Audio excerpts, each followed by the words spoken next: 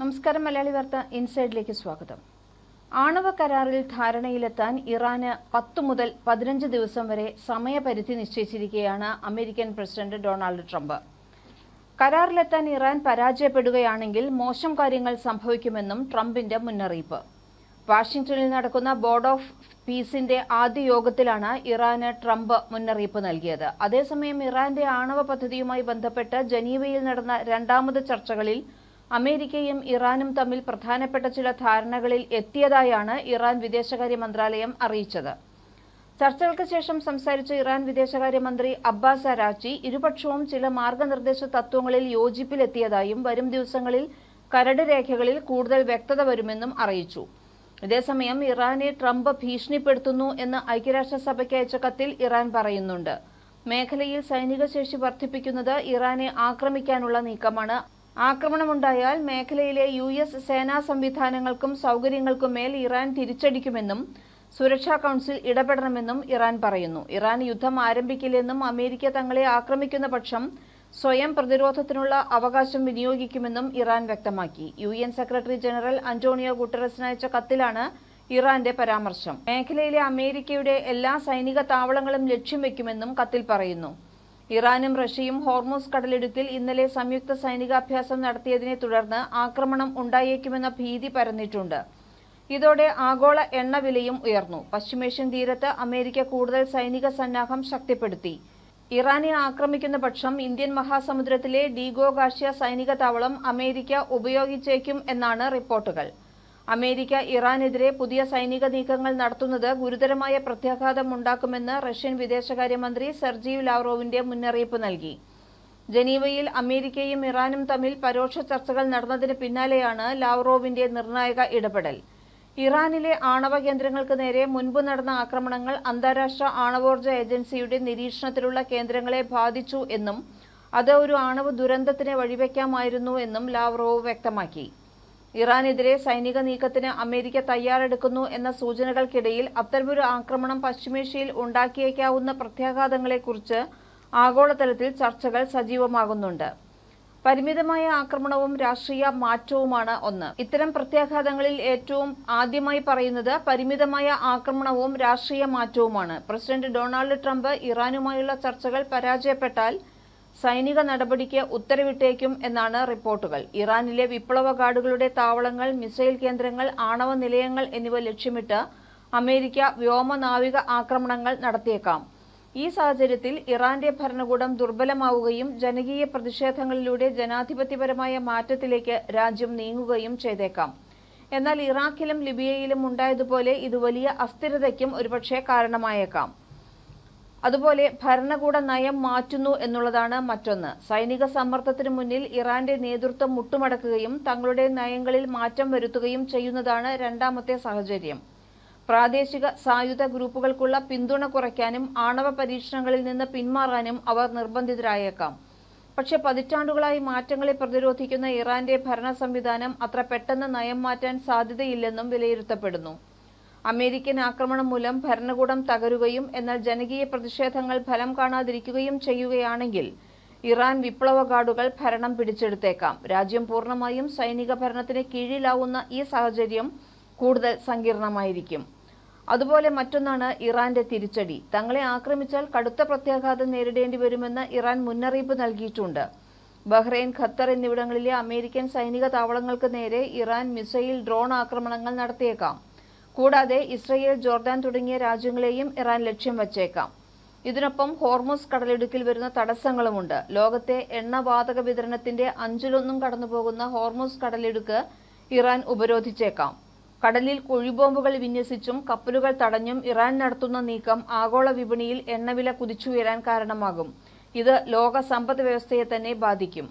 പിന്നൊന്ന് നേരിട്ടുള്ള നാവിക യുദ്ധമാണ്. പേർഷ്യൻ ഗൾഫിൽ അമേരിക്കൻ നാവികസേനയും ഇറാനും തമ്മിൽ നേരിട്ടുള്ള ഏറ്റുമുട്ടലിന് സാധ്യതയുണ്ട്. വേഗതയേറിയ ബോട്ടുകളും ഡ്രോണുകളും ഉപയോഗിച്ച് അമേരിക്കൻ യുദ്ധക്കപ്പലുകളെ വളയുന്ന സ്വാം അറ്റാക്ക് ഇറാൻ പയറ്റിയേക്കാം.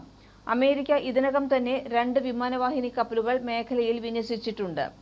അരാജകത്വവും ആഭ്യന്തര യുദ്ധവും മറ്റൊരു പ്രത്യാഘാതമാണ്. ഭരണകൂടം വീഴുകയും പകരം മറ്റൊരു സംവിധാനം ഇല്ലാതിരിക്കുകയും ചെയ്താൽ ഇറാൻ വലിയ അരാജകത്വത്തിലേക്ക് നീങ്ങാം. കുർദുകൾ, ബലൂച്ചികൾ തുടങ്ങിയ വിവിധ വിഭാഗങ്ങൾ തമ്മിലുള്ള ആഭ്യന്തര കലഹങ്ങൾക്കും ഇത് വഴിവെച്ചേക്കാം. അയൽരാജ്യങ്ങളിലേക്ക് ദശലക്ഷക്കണക്കിന് അഭയാർത്ഥികൾ പ്രവഹിക്കുന്ന സാഹചര്യം മേഖലയെയാകെ തകിടം മറിക്കും. നിലവിൽ പശ്ചിമേഷ്യയിൽ അമേരിക്കൻ സൈനിക സന്നാഹം വർദ്ധിപ്പിച്ചിരിക്കുകയാണ്. 10 ദിവസത്തിനുള്ളിൽ നിർണായകമായ ഒരു തീരുമാനം ഉണ്ടാകും എന്നാണ് പ്രസിഡന്റ് ട്രംപ് നൽകിയിരിക്കുന്ന സൂചന. അമേരിക്കയും ഇറാനും പല വിഷയങ്ങളിലും കടുത്ത ഭിന്നിപ്പിലാണെന്ന് വൈറ്റ് ഹൌസ് വക്താവ് കരോലിൻ ലെവിറ്റ് പറഞ്ഞു. ഫെബ്രുവരി 28-ന് ഇസ്രയേൽ പ്രധാനമന്ത്രി ബെഞ്ചമിൻ നെതന്യാഹുവും അമേരിക്കൻ സ്റ്റേറ്റ് സെക്രട്ടറി മാർക്കോ റൂബിയോയും ഇറാൻ വിഷയത്തിൽ ചർച്ച നടത്തുന്നുണ്ട്. ഇറാൻ അമേരിക്ക സംഘർഷം അപകടകരമായ വഴിയിലേക്ക് നീങ്ങുന്ന പശ്ചാത്തലത്തിൽ ഉത്തര കൊറിയയുടെ നീക്കം ലോകത്തെ കൂടുതൽ ഉത്കണ്ഠയിലാക്കുന്നു. റഷ്യൻ വിദേശകാര്യമന്ത്രി സെർജി ലാവ്റോവ് പോലും ഇത് തീ കൊണ്ടുള്ള കളിയാണ് എന്ന് പറഞ്ഞുകൊണ്ട് ഇറാനെതിരായ ഏതൊരു പുതിയ ആക്രമണത്തിനും ഗുരുതര പ്രത്യാഘാതങ്ങൾ ഉണ്ടാകുമെന്ന് മുന്നറിയിപ്പ് നൽകിയിരുന്നു.